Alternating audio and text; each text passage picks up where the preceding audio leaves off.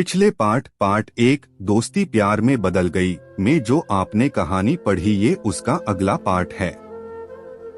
सुप्रिया और रघुवीर अपना अपना सामान लेके रूम में चले जाते हैं। रूम बहुत शानदार होता है। सुप्रिया जाते ही नहाने चली जाती है और रघुवीर बैठा रहता है, अपने मोबाइल में गेम खेलने लगता है। तभी सुप्रिया आ जाती है। रघुवीर सुप्रिया को देखते ही रह जाता है। सुप्रिया रघुवीर के पास आ जाती है और कहती है, क्या हुआ?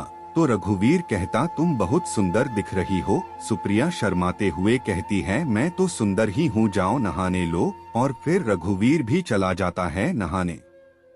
रघुवीर नहाकर बाहर निकलता है और वो टॉवल में ही बाहर आ जाता है।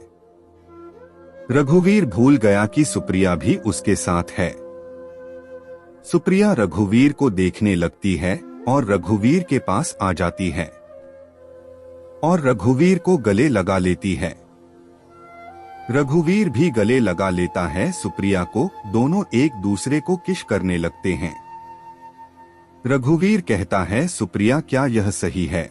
सुप्रिया कहती है, जो भी हो रहा सब सही हो रहा रघुवीर, आज तुम मुझे अपना बना लो। बहुत दिनों के बाद मुझे मेरा प्यार मिला है। इतना सुनते ही रघुवीर सुप्रिया को गोदी में उठा लेता है और बेड पर लिटा देता है। दोनों प्यार करने लगते हैं। दोनों सब कुछ भूल जाते हैं एक दूसरे में। रघुवीर सुप्रिया को किस करता है, पैरों से लेकर ऊपर तक। सुप्रिया को बहुत अच्छा लगता है। सुप्रिया रघुवीर को अपने ऊपर खींच लेती है और दोनों किस करने लगते हैं। सब कुछ भूलकर प्यार करने लगते हैं।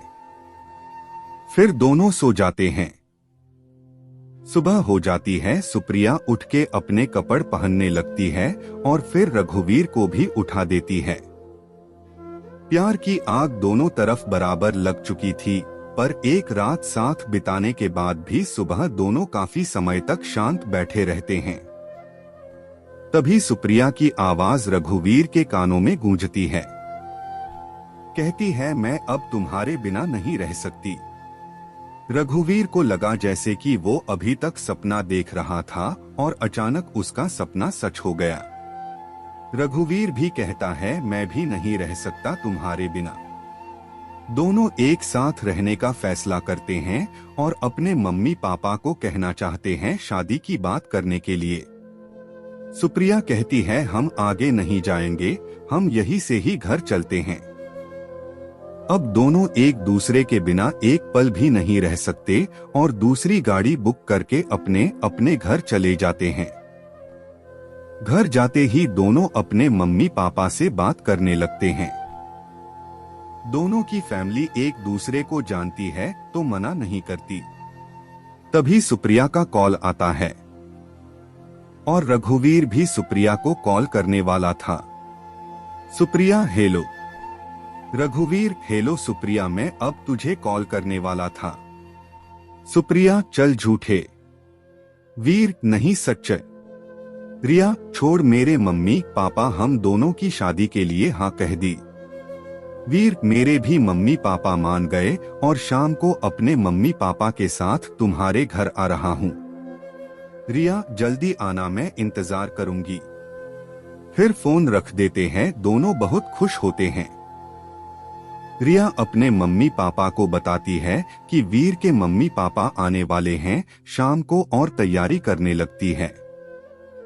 टाइम कब बीत जाता है पता ही नहीं चलता। रिया तैयार होने लगती है। शाम होते ही वीर अपने मम्मी पापा के साथ रिया के घर पहुंच जाता है। रिया के घर जाते सबको नमस्ते करते हैं। दोनों परिवार बातें करते हैं और खुश होते हैं और एक दूसरे का मुंह मीठा कराते हैं और जल्दी ही दोनों को एक करने की सोचते हैं और पंडित को बुलाकर शादी की तारीख फिक्स करने लगते हैं। रिया और वीर दोनों बहुत खुश होते हैं। बहुत जल्दी दोनों की शादी हो जाती है और दोनों परिवार बहुत खुश होते हैं। वीर और रिया दोनों हनीमून चले जाते हैं और कुछ ही महीनों में वीर और रिया की एक प्यारी सी बेबी होती है। दोनों बहुत खुश होते हैं। दोस्तों, रिया और वीर का प्यार किस्मत में था और इन दोनों का प्यार आज भी उतना ही है। यह कहानी सच्ची है। दोस्तों, आशा करता हूं कि आपको कहानी पसंद आई होगी। कहानी पसंद आई हो तो वीडियो को लाइक करें और चैनल को सब्सक्राइब करें।